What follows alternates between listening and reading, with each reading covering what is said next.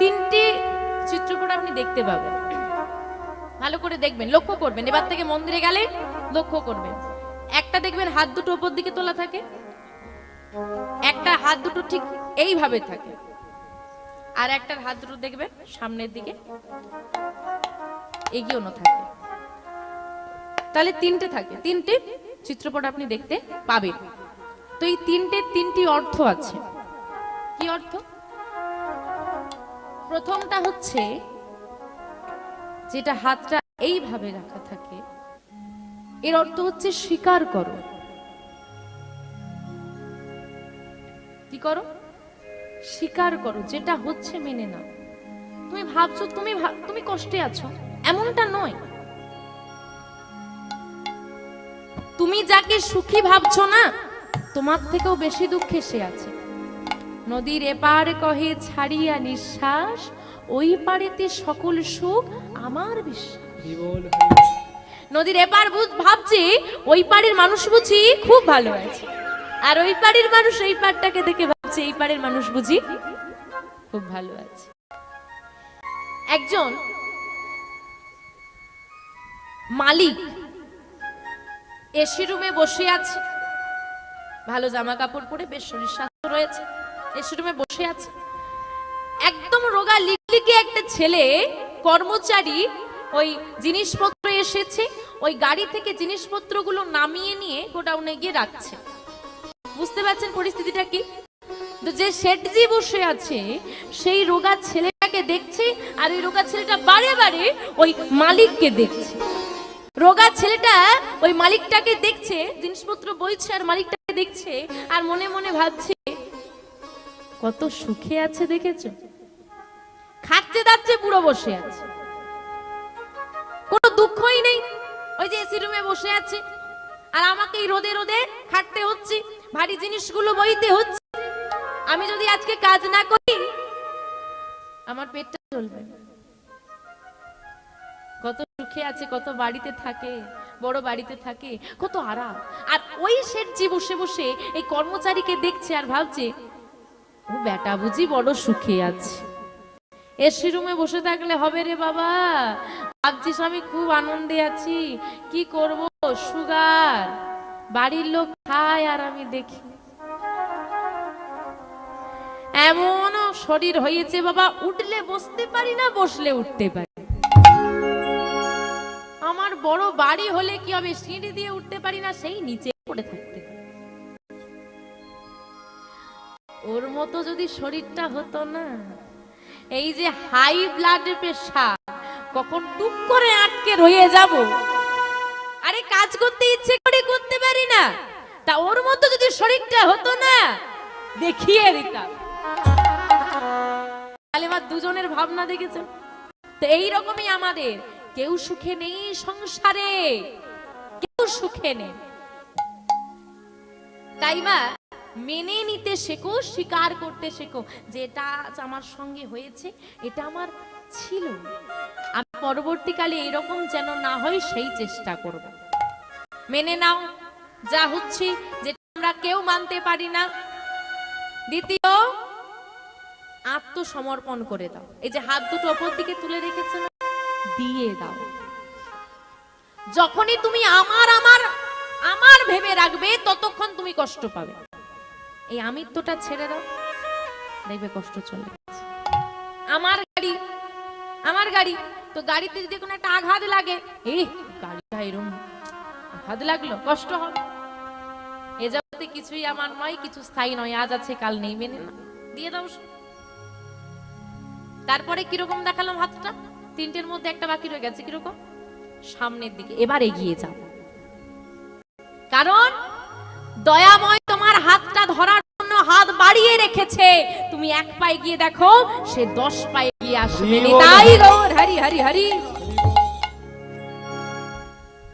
তাই মেনে নাও, আত্মসমর্পণ করে দাও, আর এগিয়ে যাও দয়াময়ের দিকে।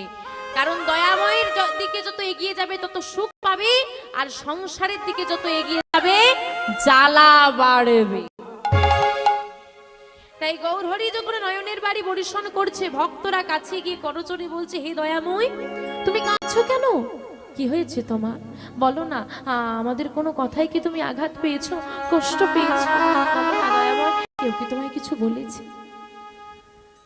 আজকে গৌর হরির নয়নে বাড়ি দেখে ভক্তরা সবাই গৌর হরিকে আলিঙ্গন করে নয়নের বাড়ি বর্ষণ করছে। আর ভক্তের নয়নের বাড়ি সহ্য করতে না পেরে গৌর হরি আমার চিৎকার করে কেঁদে বলছে, কি বলছে? কাঁদিয়া কহে পুন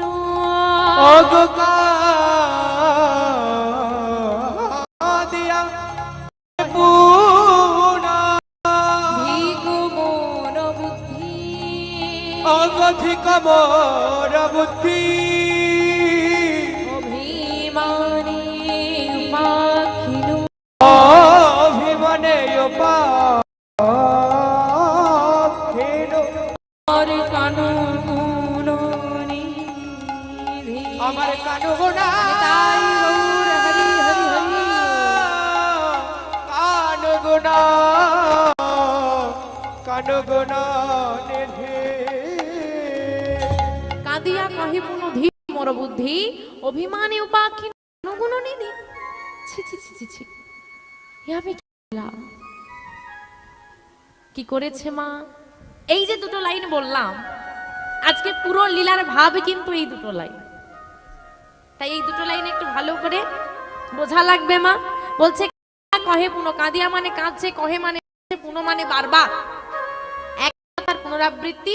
কাঁদিয়া কহে পুন ধিক মোর বুদ্ধি, কাঁদছে আর বারবার বলছে ছি এ আমি কি করলাম, ছি ছি এ আমি কি করলাম। কাঁদিয়া কহে পুন ধিক মোর বুদ্ধি অভিমানে, অভিমান মানে ওমা অভিমান মানে কি গো? মান, মান করে অভিমানী উপাখিনু কানুগুণনিধি, মান করে উপেক্ষা করেছে কাকে? কানুগুণনিধি। কানুগুণনিধি কৃষ্ণকে। বলছে হে ছি ছি ছি ছি, এ আমি কি করলাম? সামান্য মান করে আমার প্রাণবধূ কৃষ্ণকে আমি উপেক্ষা করলাম। কথাটা কার? রাধা রানীর। বলছে কে? এখন আমরা কোথায় আছি? ওমা এখন আমরা কোথায় আছি গো? নবদ্বীপে। বাহ, তা নবদ্বীপে রাধারানী এলো কোথার থেকে? তার মানে কথাটা কে বলছে? গৌর হরি। কার কথা? রাধা রানীর কথা বলছে গৌর হরি। তার মানে আজকে গৌর হরির মাঝে কার ভাব এসেছে? রাধা রানীর ভাব। কারণ গৌর হরি একা নয়, দুলে গৌর হরি দেহটা তৈরি। কে কে? বহিরঙ্গে রায় অন্তরঙ্গে শাম, দুই মিলিয়ে এক হলো গৌর গুণধাম। তাহলে আজকে গৌর হরির মাঝে কখনো কৃষ্ণ ভাব কখনো রাধা ভাব আসছে, তাহলে আজকে কি কার ভাব এসেছে? রাধা রানীর ভাব এসেছে। তা পদকর্তাই কথা সাধন করেই গৌর লীলা অনুসারে বৃন্দাবনের লীলা বর্ণনা করছেন। চলুন সবাই মিলে যাব বৃন্দাবন। আজকে বৃন্দাবনে গিয়ে আমরা আস্বাদন করব রাধারানী কেন মান করলেন, কিভাবে কৃষ্ণকে উপেক্ষা করলো, কিভাবে কৃষ্ণ ফিরিয়ে এলো, আজকে আমরা আস্বাদন করব। কি মা সবাই বৃন্দাবনে যাবেন তো? উলুধ্বনি হরিধ্বনি দিয়ে আমরা যাবো বৃন্দাবনে। আজকে পদকর্তা রাধামোহন দাস ঠাকুর আমার গৌর লীলা বৃন্দাবনের লীলা বর্ণনা করছে। চলুন সবাই মিলে যাবো বৃন্দাবনে। তো বৃন্দাবনে গেলে হাত দুটো তোলা লাগবে, আত্মসমর্পণ করা লাগবে, আর মুখে একটু উলুধ্বনি লাগবে। দেখি সবাই মিলে একটু উলুধ্বনি, উলুধ্বনি উলুধ্বনি উলুধ্বনি উলুধ্বনি। কৃষ্ণ বনে বাহু তুলে চলরে বৃন্দাবনে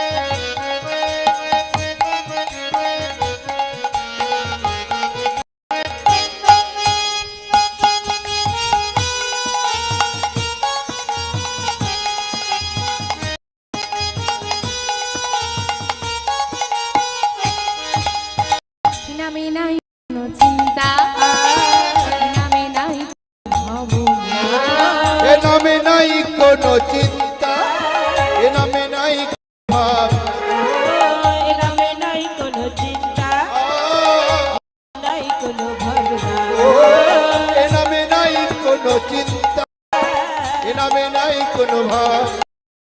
বদন ভরে এই নামে না, তোমরা বদন ভরে এই নামে, বদন ভরে এই নামে না, তোমরা বদন ভরে এই নামে, বলো হরে কৃষ্ণ কৃষ্ণ না, কৃষ্ণ বলে বাহু তুলে চলো রে মন বৃন্দাবনে, কৃষ্ণ বলে বাহু তুলে চলো রে মন বৃন্দাবনে।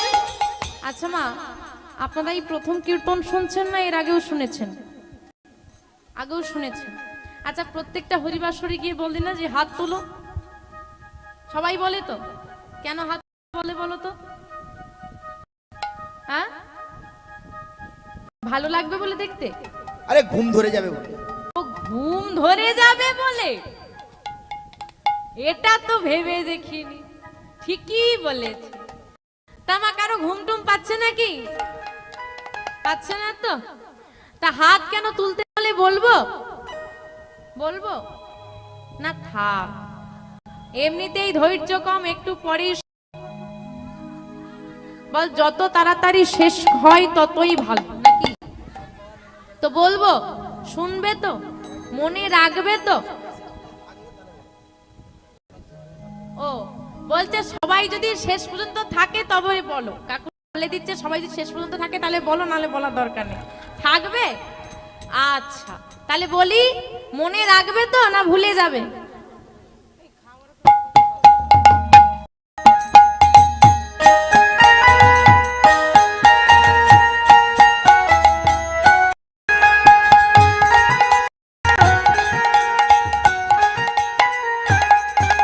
ওমা, যেখানে ভক্ত সমাগম ঘটে সেখানে স্বয়ং ভগবান অধিষ্ঠান করেন। স্বয়ং ভগবান এখানে আছেন। আপনি ভাবছেন দেখতে পাচ্ছি না? কি গো, দেখতে পাচ্ছি না তার মানে নেই, সর্বত্র আছে। আর যেখানে ভক্ত সমাগম ঘটে সেখানে দয়াময় থাকেন এবং কৃপা দৃষ্টি বর্ষণ করেন। এবার বলুন, কে কে কৃপা দৃষ্টি লাভ করতে চান? একটু হাত তোলেন যে আমি কৃপা দৃষ্টি পেতে চাই। বাহ, তাহলে তো সবার হাত উঠলো। তাহলে এবার বলে রাখি, শুধু আজকেই হরিবাসরে নয়, যেখানে চেষ্টা করবেন যতটুকু সময় পারা যায়। আমি বলবো না সবসময় তুলে রাখো, হাতে ব্যথা করবে বসে থাকে হাত তুলতে। যতটুকু নিজে থেকে পারবে হাতটা তুলে রাখবে। উপকার কি? ভগবান তো কৃপা দৃষ্টি বর্ষণ করছে, সেইটুকু সময়ের মধ্যে আপনি কৃপা দৃষ্টি লাগাতে পারবেন। যেটুকু সময় আপনি হাত দুটো তুলে রাখবেন, হাত নামানো কালীন আপনি কিন্তু কৃপা দৃষ্টি পাবেন। হতে পারে বর্ষিত হচ্ছে, কিন্তু আপনি পাবেন না। হাত যেটুকু সময় তুলে রাখবেন, লটারির মতো পেতেও পারো। যেটুকু সময় তুমি হাত তুলে রাখবে, পেলে ওইটুকু সময়ের মধ্যে পেতে পারো। প্রমাণ? আমি তো মিথ্যেও বলতে পারি না, বলবো না? মানুষকে আবার বিশ্বাস আছে। প্রমাণ মহাভারত। গোপালকে যখন ভগবান শ্রীকৃষ্ণ বধ করেছিলেন কি দ্বারা? সুদর্শন চক্র। সুদর্শন চক্র দিয়ে যখন বধ করেছিল, ওই সুদর্শন চক্র আঘাতে ভগবানেরও আঙুলটা কেটে যায়, রুধির ঝরছে। কেউ লক্ষ্য করেনি, একটা মেয়ে দেখেছিল। মেয়েটার নাম কি গো? দ্রৌপদী। দ্রৌপদী ছুটে এসে তার শাড়ির আঁচলটা ছিঁড়ে ওই আঙুলটায় বেঁধে দিচ্ছে। কি গো মা, ভগবান ঋণী হয়ে মনে মনে গোবিন্দ দ্রৌপদীকে কথা দিয়ে দিল, হে দ্রৌপদী, তোমার কাছে তো আমি ঋণী হয়ে গেলাম। এই এতটুকু বস্ত্রের ঋণ, এক টুকরো বস্ত্রের ঋণ। তাহলে মা ভেবে দেখো, দ্রৌপদী আঁচলের এক টুকরো ছিন্ন করে ভেঙে বেঁধে দিল, আর গোবিন্দ কথা দিল, তোমার এতটুকু বস্ত্রের ঋণ আমি 100 সহস্র বস্ত্র দ্বারা ফিরিয়ে দেব। তার মানে মা, আপনারা অনেকে আছেন বৈষ্ণব, আপনাদের এখানে মাধুগিরি করতে আসে আঁচল পেতে, যত ছোট খাটা পাওয়া যায় সেটা কি করি তো বলে যদি টাকাগুলো ছিঁড়ে ছিঁড়ে দেওয়ার প্রথা আমাদের এখানে থাকতো 10 টাকার কন কেটে দিতাম। এইরকম মনোভাব আমাদের, সবকিছু ছোট করে দিচ্ছি, আর ছোট করতে করতে এত ছোট হয়ে গেছে যে ভগবানের নামটা এক আঙুলে এসে গেছে। বুঝতে পারছেন তো? রাস্তা দিয়ে গেলে কেমন প্রণাম করি, এই যে প্রণাম করার রীতি এসেছে বাবা। এখন প্রণাম করছে না, আঙুলের ব্যায়াম করছে, বোঝা বড়। এটা কি প্রণাম বাবা? রাস্তায় প্রণাম করতে পারছো না, কোন যানবাহনে রয়েছে, কি করবে? মাথাটা নিচু করো, মাথাটা নত করো, আঙুল দিয়ে মাথা উঁচু করে আঙুল করা লাগবে। দেবে মা যতটুকু পারবে। কেন? কারণ ভগবান জগৎ সংসারের তোমার ওই 10 টাকা 100 টাকা নিয়ে তার কিছু হবে না, তাকে দিলে সেটা সে না বরং ফিরিয়ে দেয়। প্রমাণ করে গেল দ্রৌপদী। কোন দিন ফিরিয়ে দিয়েছিল মা? যেদিন বস্ত্র হরণ হয়। আসুন সেই দিনটার কথা এবার আস্বাদন করি। দ্রৌপদীর বস্ত্র হরণ করা হবে। দ্রৌপদীর কটা স্বামী? 5 জনের কাছে গিয়ে করজোরে বলছে, স্বামী আমাকে রক্ষা করো। কেউ রক্ষা করলো? অত বলশালী তো স্বামী ছিল, ভীম, অর্জুন, ধর্মরাজ, যুধিষ্ঠির, সবার মাথা নত। পিতামহ ভীষ্মের কাছে গেল, আপনি তো অন্যায় সহ্য করবেন না, আপনি রক্ষা করুন। মাথা নত করে বসে আছে। এদিকে কেউ যখন সাহায্য করলো না, দ্রৌপদী বুঝে গেল এখানে কেউ আমাকে সাহায্য করতে পারবে না, একমাত্র দয়াময় ছাড়া এই জগতের কেউ সাহায্য করতে পারবে না। তোমার বিপদ এলে এই জগতের কারোর ক্ষমতা নেই তোমাকে সাহায্য করার। যে তোমাকে সাহায্য করে সে গোবিন্দের আদেশে আসে। ওই যে ডাক্তার বলে না, চিন্তা নেই আমি বাঁচিয়ে দেব, রাখে হরি তো মারে কে, আর মারে হরি তো রাখে। এইবার দুঃশাসন দ্রৌপদীর আঁচলটায় টান দিয়েছে, আর দ্রৌপদী ওই এক হস্তে লজ্জা নিবারণ করেছে, আঁচলটা ধরে, আর এক হস্ত উপর দিকে তুলে বলছে, গোবিন্দ একবার কৃপা। কৃপা পেয়েছিল না, এটাই হচ্ছে ভুল। কৃপা পাইনি মা। এদিকে দুঃশাসন শাড়ির আঁচলটা টানছে, আর দ্রৌপদী এক হাতে ধরে রেখে আর এক হাতটা তুলে বলছে, কৃপা হলো। এখন বাবা বলেন তো, এক নারী এক হাতে ধরে রাখবে, এক বলশালী পুরুষ 2 হাত দিয়ে টানবে, ধরে রাখা যাবে? জোর করে যখন দুঃশাসন টেনে নিল, দ্রৌপদী আর কিছু না ভেবে 2 হাত তুলে বলছে, গোবিন্দ একবার নিতাই গৌর হরি হরি হরি। আর ঘুরে দেখতে হলো না, আমার শত সহস্র বস্ত্র দ্বারা দ্রৌপদীর লজ্জা নিবারণ করলো। কখন করলো? 2 হাত তুললো। কৃপা পেল। দ্রৌপদী অত কাঁদছে, অত গোবিন্দকে ডাকছে, কিন্তু কৃপা হলো না। হাতটা তুলতে তবে কৃপা পেল। তাহলে কৃপা দৃষ্টি আমরা কখন পাবো? যতক্ষণ আমাদের হাতটা তোলা থাকবে। তো যারা যারা কৃপা পেতে চান তাদের হাত তোলা থাকবে। কৃষ্ণ বলে বাহু তলে চলো বৃন্দাবনে, কৃষ্ণ বলে বাহু তোলে চলো রে মন বৃন্দাবনে।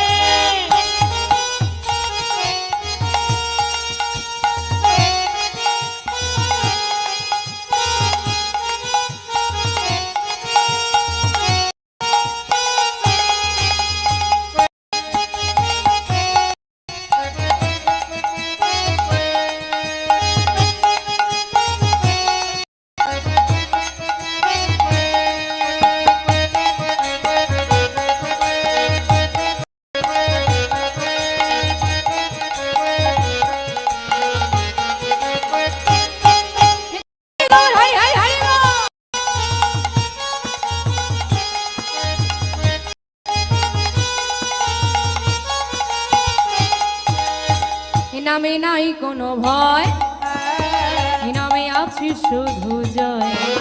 এ নামে নাই কোনো ভয়, এ নামে আছে শুধু জয়। নামে নাই কোনো ভয়, নামে আছি শুধু জয়। এ নামে নাই কোনো ভয় এ নামে আছে শুধু জয় ও বদন ভরে এই নামে গা বদন ভরে এই নাম গা ভরে এই নামে গো তোমরা বদন ভরে এই নাম বলো বলো কৃষ্ণ কৃষ্ণ না বাহু তুলে চলো রে মন বৃন্দাবনে কৃষ্ণ বলে বাহু তুলে চলো রে মন বৃন্দাবনে। চলুন না সবাই বৃন্দাবনে যাবো একসঙ্গে বাহু তুলে সবাই মায়েদের একটু উলুধ্বনি উলুধ্বনি উলুধ্বনি তোরা আয়, আয়, আয়, আয়, আয়, আমার ভাই তোরা চল চল চল এ বৃন্দাবনে যাই তোরা আয় আয় আয় আয় আয় আমার ভাই তোরা চল চল মধুর বৃন্দাবনে যাই তোরা আয় আয় আয় আয় আয় আমার ভাই তোরা চল চল চল চল বৃন্দাবনে যা তোরা আয় আয় আয় আয় আয় আমার ভাই তোরা চল চল চল মধুর বৃন্দাবনে যাই ভরে এই বদন ভরে এই নাম গা বদন ভরে এই নামে গো তোমরা বদন ভরে এই নাম গা বলো মানে কৃষ্ণ কৃষ্ণ না কৃষ্ণ বলে বাহু তুলে চলো রে মন বৃন্দাবনে বলে বাহু তুলে চলো রে মন বৃন্দাবনে জয় হরি হরি হরি হরি বৃন্দাবনে চলো রে মন বৃন্দাবনে চলো রে মন বৃন্দাবনে সবাই মিলে বৃন্দাবনে এসেছি মা আজকে শ্রীধাম বৃন্দাবন ধাম আর এই শ্রীধাম বৃন্দাবন ধামে প্রভাতকালী দাদা বলরাম সঙ্গে কানকানাই আমার সখাদেরকে সঙ্গে নিয়ে চলেছে গোচারণে আজকে গোচারণের পথে চলেছে প্রাণ গোবিন্দ আজকে গোচারণের পথে যাই হঠাৎ রাধারানীর কথা মনে পড়ে গেছে আর যেই না গোবিন্দের রাধারানীর কথা মনে পড়েছে আর গোচারণে যেতে মন চাইছে চাইছে রাধারানীর কাছে চলে যায় কিন্তু যাব কেমন করে যে দাদা আছে যেতে তো পারবো না এখন তো গোচারণে যেতে হবে কিন্তু মনে পড়েছে আজকে রাধারানীর কথা মিলন তো আজ হবে কিন্তু মিলন যে হবে সেটা তো আর আমি জানলেই হবে না সেটা ওইদিকে রাধারানীকেও জানাতে হবে তাই চতুরের শিরোমণি কানাই আমার জাবটির পথ ধরে দাদাকে ডেকেছে দাদা চলো আজ জাবটির পথ ধরে গোচারণে যাব জাবটির পথ ধরে গোচারণে চলেছি আর গোচারণে যেতে যেতে ওই জাবটির সম্মুখে এসে মুরলী ধ্বনি করছে যেই না মুরলী ধ্বনি করেছে মা রাধারানীও মুরলী ধ্বনি শুনে ছুটতে ছুটতে বাইরের দরজায় এসে দরজায় এসে দাঁড়িয়ে পড়েছে ঘরের বাইরে যাওয়া যাবে না গো ঘরে আছে বাঘিনী আর নাগিনী নাম কি গো হ্যাঁ তা আপনাদের শাশুড়ি ননদিনী গুলো বাঘিনী নাগিনী না ভালো গো ভালো ও মা বলছি শাশুড়ি ননদিনী গুলো ভালো বলে এখন তো ভালো বলতে হবে মা পাশেই বসে আছে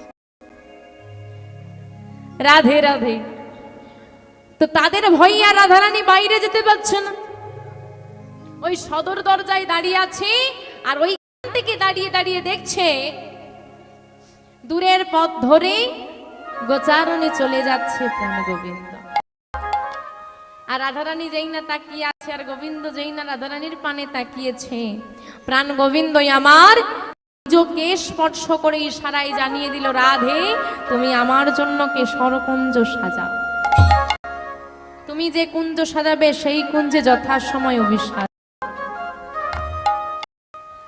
তা কুঞ্জ সাজাতে বলে যাচ্ছে রাধারানীকে রাধারানী ইশারায় জিজ্ঞেস করছে কখন আসবে বধূ বলে কেন এই গোচারণের খেলা শেষ করি আচ্ছা মা গোচারণের খেলা শেষ কখন হয় গো দুপুর বেলায় সন্ধ্যা বেলা আস্তে আস্তে আস্তে বলছি গোচারণের খেলা শেষ কখন হয় গোধূলি বেলায় তো আজকে গোধূলি বেলায় হবে রাধা শ্যামের যুগল মিলন, এই কথা রইল। প্রাণ গোবিন্দ চলে গেলেন গোচার। আর এদিকে রাধারানী সখীদেরকে ডেকে বলছে, সখীরে আজ আমার বধূ আমার ঘরে আসবে, তোরা মনের মতো করে কুঞ্জ সাজা। তা সখীরা সাজাচ্ছে কেশর কুঞ্জ, আমরা সাজাবো আমাদের হৃদয় কুঞ্জ। সখীরা সাজাচ্ছে কেশর কুঞ্জ, আমরা সাজাবো হৃদয় কুঞ্জ। মাগো, আমরা প্রতিদিন আমাদের দেহটা পরিষ্কার করি, কি করে তো? ও মা, বলছি দেহ পরিষ্কার করা হয় রোজ? সকালে উঠে ব্রাশ করি, দুপুর বেলায় স্নানাদি করি, কেন? দেহটা পরিষ্কার থাকবে বলে। আরে দেহ পরিষ্কার করে কি হবে? মনটা তো কালো। না জানি কত বছরের ধরে ওই মনের মধ্যে নোংরা জমিয়ে রেখে দিয়েছে। দেহ পরিষ্কার করি, মনটা কবে পরিষ্কার করব? এখন দেহ পরিষ্কার লোক অনেক পাওয়া যাবে। এই যে এখানে বসে আছি, সবার তো দেহ পরিষ্কার, মনটা কার কার পরিষ্কার? রাধে রাধে। সামনে বসেছো মা, এত কথা বললে হবে না। দেহটা তো পরিষ্কার করব, মনটা পরিষ্কার করব কি করে? আচ্ছা মা, জামা কাপড়ে নোংরা লাগলে কি দিয়ে পরিষ্কার করো? সাবান দিয়ে, ডিটারজেন্ট দিয়ে, সার্ফ ইত্যাদি ইত্যাদি আছে। তো একটা কাজ করবে, বেশি করে সাবান নিয়ে মনে ঘষে দেবে, পরিষ্কার হবে না? হ্যাঁ, হয়ে যাবে, একদম হবে। সাধু সঙ্গরূপ সাবান যদি তুমি কিনতে পারো, নিতে পারো, আর সাধুদের চরণ ধোলারূপ ডিটারজেন্ট যদি ঘষতে পারো হৃদয়ে, সব ময়লা দূরে চলে যায়। সাধু সঙ্গ, সাধু সঙ্গ, সাধু সঙ্গ, সাধু সঙ্গ, সর্বশাস্ত্রে অগ সর্বশাস্ত্রে লওয়া মাত্র সাধু সঙ্গ, লওয়া মাত্র সাধু সঙ্গ, জীবের চিত্ত শুদ্ধি হয়। জীবের চিত্তা চিত্ত শুদ্ধি হয়। সাধু সঙ্গ, সাধু সঙ্গ সর্বশাস্ত্রে কয়, লওয়া মাত্র সাধু সঙ্গ চিত্ত শুদ্ধি হয়। চিত্ত মানে কি? চিত্ত মানে মন। তাহলে মন শুদ্ধি হবে কিসে? সাধু সঙ্গ করলে।